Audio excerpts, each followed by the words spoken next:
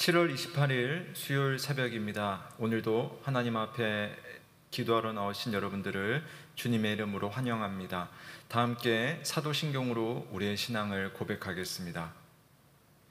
나는 전능하신 아버지 하나님, 천지의 창조주를 믿습니다.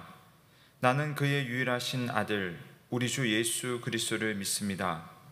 그는 성령으로 잉태되어 동정녀 마리아에게서 나시고 본디오 빌라도에게 고난을 받아 십자가에 못 박혀 죽으시고 장사된 지 사흘 만에 죽은 자 가운데서 다시 살아나셨으며 하늘에 오르셔 전능하신 아버지 하나님 우편에 앉아 계시다가 거기로부터 살아있는 자와 죽은 자를 심판하러 오십니다.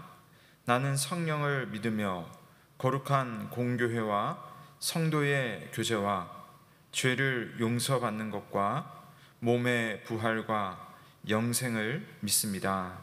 아멘. 다 함께 찬송 드리겠습니다. 찬송가 424장 아버지여 나의 마음을 찬양 드리겠습니다.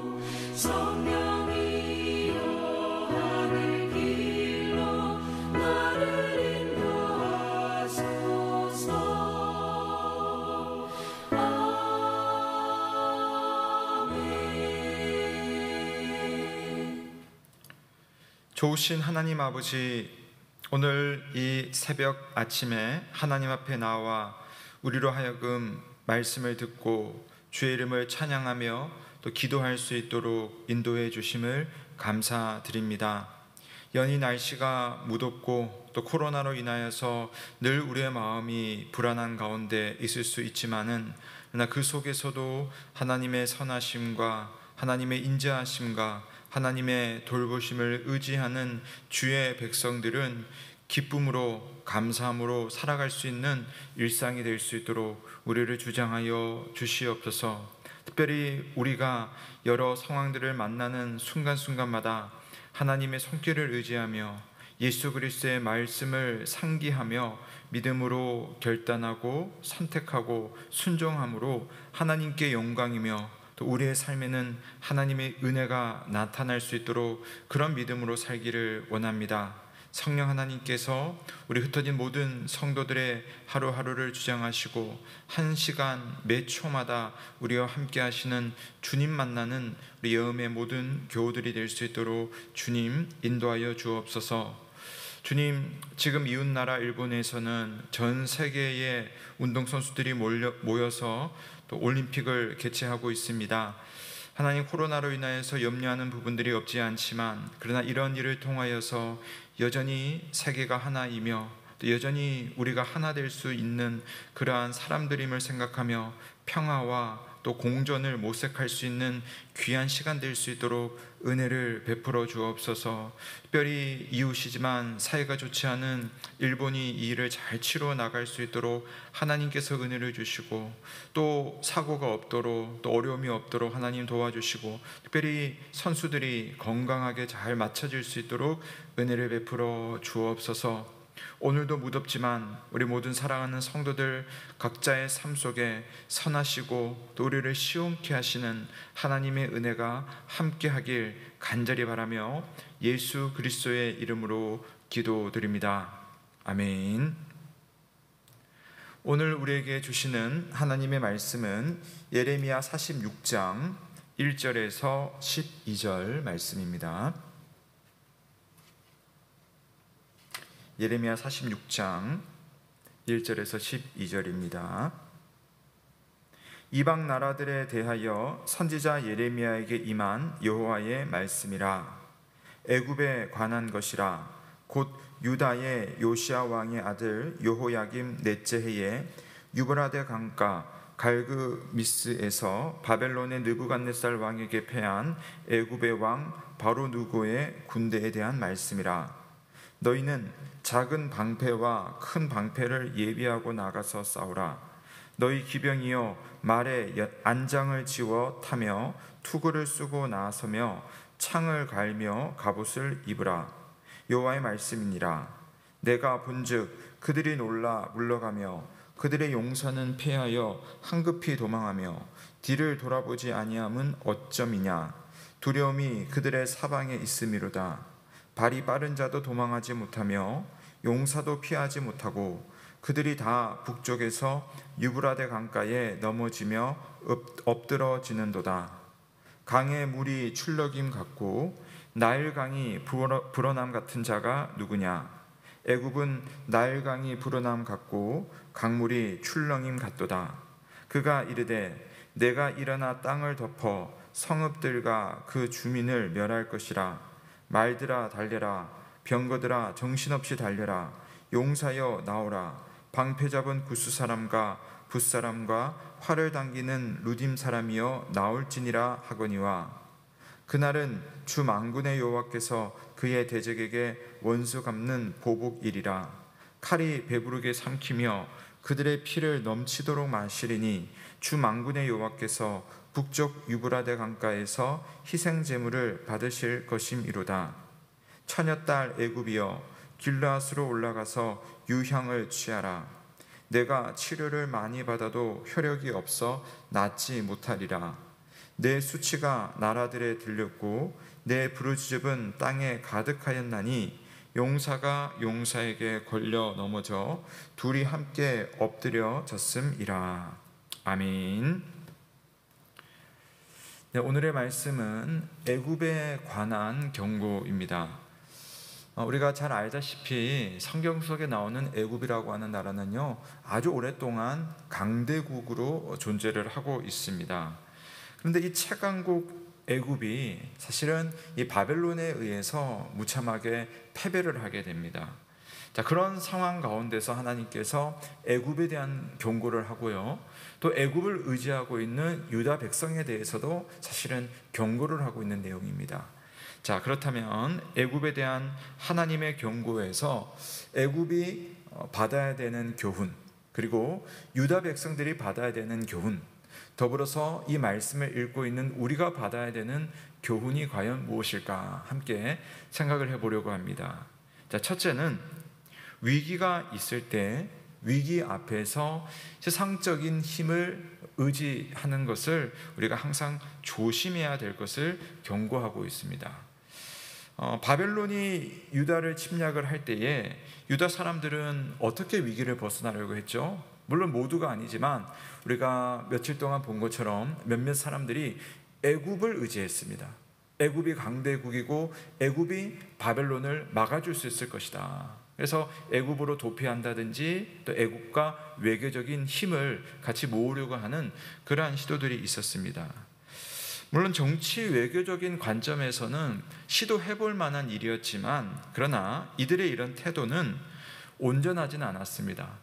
하나님께서 한 번도 애굽과 관계를 맺으라, 애굽을 의지하라고 말씀하신 적이 없었고요. 오히려 바벨론에게 수복하라, 바벨론의 포로로 잡혀가는 것이 오히려 낫다라는 것이 하나님의 말씀이었는데, 이 사람들은 바벨론의 기세가 너무 세고 그들에 의해서 나라가 멸망하느니 애굽과 외교적인 관계를 통해서 우리가 힘을 얻을 수 있겠다라고 하는 그런 하나님의 생각보다는 어떤 국제 정세 안에서의 판단을 했던 것이죠. 사실 하나님께서는 유다를 지키겠다고 말씀하셨습니다. 하지만 그들은 하나님의 도움을 받는 쪽을 택하기보다는 애굽이라고 하는 세상적인 방식을 의지하는 길을 택했던 것이죠.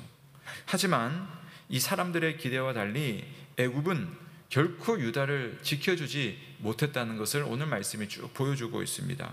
왜냐하면 애굽도 바벨론과의 전쟁에서 전혀 힘을 쓰지 못하고 패배를 했기 때문입니다. 자, 우선 2절 말미를 한번 보시면요, 이 애굽에 대해서 이렇게 표현되어 있는데요. 유브라데 강가 갈그미스에서 바벨론의 느부갓네살 왕에게 패한 애굽의 왕 바로 느고의 군대에 대한 말씀이라. 그러니까 애초부터 말씀을 받고 있는 그 대상인 애굽은 어떤 나라였냐면은 갈그미스라고 하는 전투에서 바벨론에게 무참하게 패배를 했던 겁니다. 그런 민족을 왜 그렇게 의지하느냐는 거죠. 또 5절과 6절 말씀 함께 보시겠습니다. 여호와의 말씀이니라. 내가 본즉 그들이 놀라 물러가며 그들의 용사는 패하여 황급히 도망하며 뒤를 돌아보지 아니함은 어찌미냐. 두려움이 그들의 사방에 있음이로다. 발이 빠른 자도 도망하지 못하며 용사도 피하지 못하고 그들이 다 북쪽에서 유브라데 강가에 넘어지며 엎드러지는도다. 애굽의 군대를 향한 말씀입니다. 그러니까 유다 백성들 중 일부가 볼 때는 애굽의 강력한 군사가 우리를 구출해 줄 것이라고 생각했지만, 하나님의 말씀은 그들은 전혀 힘을 쓰지 못할 것이다. 자, 그러므로 이처럼 하나님의 말씀과 하나님의 인도하심을 불신하고 세상의 힘을 의지하는 것은 어떻게 되겠습니까? 헛된 결과를 가져올 뿐이라는 거죠. 성도가 의지할 대상은 하나님이시며 그분의 약속의 말씀입니다. 아무리 힘든 시기 속에서 인간적으로 볼 때, 어떤 세상적인 생각으로 볼 때 좋은 것이 있다고 할지라도 그것이 하나님의 뜻인지 아닌지 분별하지 않은 채 그저 그것만을 덥석 무는 것은 우리는 멸망의 길로 가는 지름길이 될 가능성이 크다는 거죠. 사랑하는 여러분, 힘들지만 우리의 삶에 어떤 위기가 찾아올 때에 우리는 늘 하나님께로 달려가고, 그분이 나에게 요구하시는 성경적인 방식이 무엇일까 고민하며 또 하나님 앞에 순종할 수 있는, 그래서 세상의 힘을 의지하지 않는 저와 여러분 되시길 주의 이름으로 축원합니다. 두 번째로 오늘 이야기가 우리에게 말해주고 있는 것은 자기의 힘을 믿고 스스로 교만해서는 안 된다라는 것을 말해주고 있습니다. 그러니까 자기가 좀 강하면 내가 강하니까 이 문제를 돌파할 수 있을 것이다. 즉 하나님 의지하기보다는 내 힘을 의지하고 스스로 교만하기 쉽다는 거죠. 애굽이 그랬습니다. 애굽은 강대한 나라였습니다. 그들은 마치 나일강이 불어나서 아주 범람하는 것처럼 자신들의 힘으로 그동안 다른 나라를 정복해 왔습니다. 그러니까 당시 사람들이 보기에는 애굽을 이길 수 있는 나라는 없었겠죠. 애굽은 자신들이 그런 힘을 믿고 스스로 교만해 있었습니다. 하지만 하나님이 오늘 애굽에게도 보여주시고 유다 백성들에게도 보여주시고 이 말씀을 읽는 우리들에게도 보여주는 것이 뭔가요? 내가 가지고 있는 그 힘, 그 능력이 나를 교만하게 할 만한 아무런 근거가 되지 못한다는 겁니다. 어떻게 보여줍니까? 하나님은 하나님이 일시적으로 들어서 사용하고 있는 바벨론 군대를 통해 이 애굽의 군대를 완전히 정복해 버리는 거예요.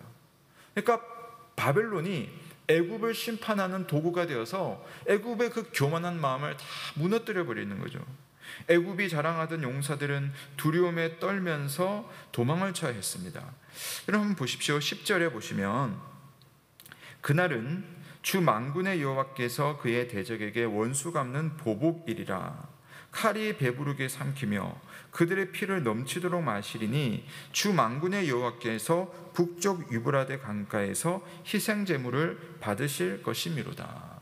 그러니까 바벨론에 의해서 애굽이 무너지지만 사실은 그 배경에는 교만한 애굽을 무너뜨리시는 하나님의 마음이 있다는 것을 알 수가 있습니다. 여러분, 하나님은 이 심판을 통해서 애굽의 힘이 애굽의 것이 아니라는 사실, 그 사실을 보여줍니다. 그리고 자기 힘을 믿고 자랑하는 것이 얼마나 어리석은가를 유다 백성들에게도 보여주고 있습니다. 또한 우리들에게는 이런 애굽의 교만을 답습하지 않도록 조심해야 할 것을 말하고 있습니다. 사랑하는 성도 여러분, 여러분에게는 자랑할 만한, 의지할 만한 그런 힘과 능력이 있습니까? 내가 가지고 있는 재산이 내 인생을 영원히 담보해 줄 것처럼 그렇게 느낍니까? 또 내가 남들보다 조금 힘이 있다면 그 힘이 나를 온전히 지켜줄 수 있겠습니까? 또 남들보다 건강하다면 그 건강만이 나의 삶을 책임져주는 그러한 힘이 될 수 있겠습니까? 그 모든 것들에 대해서 우리는 스스로 만든 것이 아니다. 그것이 하나님의 은혜이며 있는 것도 은혜이지만 없을 때도 우리는 하나님의 은혜를 얻을 수 있다. 어떻게 할 수 있습니까? 겸손히 하나님을 찾는 자들이 은혜로 가는 것이지, 그것을 가지고 교만한 사람들은 스스로 은혜를 차버리는 것밖에 되지 않습니다. 겸손하게 내게 주신 것을 하나님께 감사하고 하나님 앞에 순종해야 합니다. 혹시 오늘 내가 조금 가지고 있는 것을 가지고 모든 것을 할 수 있는 것처럼 그렇게 교만한 마음이 있다면 오늘 말씀 앞에 교만거리를 흩어버리시는 이 하나님의 심판의 능력 앞에 내 자신을 살피며 겸손할 수 있기를 주님의 이름으로 축원합니다. 자신의 힘을 자랑하던 애굽은 이렇게 심판을 받았습니다. 또한 애굽을 의지하던 유다도 심판을 받았습니다. 그렇다면 우리가 무엇을 의지해야 되겠습니까? 오직 의지할 대상이신 여호와 하나님을 우리도 의지하며 내게 주신 것에 대해서는 겸손히 감사하되 의지할 대상은 오직 하나님이시다. 애굽과 유대에게 주는 경고를 통해 우리에게 주시는 하나님의 말씀으로 우리의 삶을 살피시길 주의 이름으로 축복합니다. 아멘. 이 시간 함께 기도할 때에 하나님, 내게 있는 작은 힘과 작은 능력에 교만하지 않게 하여 주옵소서. 그래서 늘 하나님 앞에 겸손한 믿음으로 살게 하시고 감사하는 믿음으로 살게 하여 주옵소서. 함께 기도하며 주님 앞에 나아가겠습니다.